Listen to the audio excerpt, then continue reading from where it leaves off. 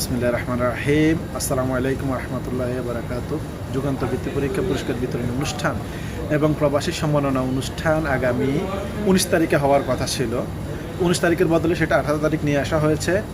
আপনারা যারা এটা দেখতেছেন এবং যারা জানেন সবাই একটু প্রচার করে এটা জানিয়ে দেবেন যে এটা 18 তারিখ 11টায় করা হচ্ছে।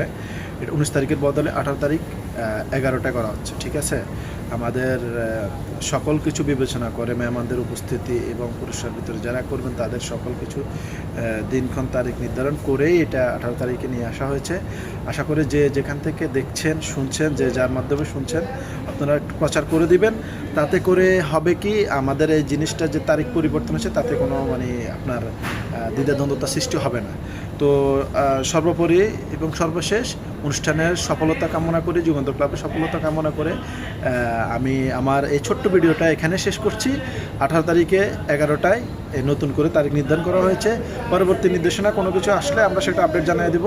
সবাই যুগান্তর ক্লাবের পরিপূর্ণ সফলতা কামনা করি। আল্লাহ হাফেজ।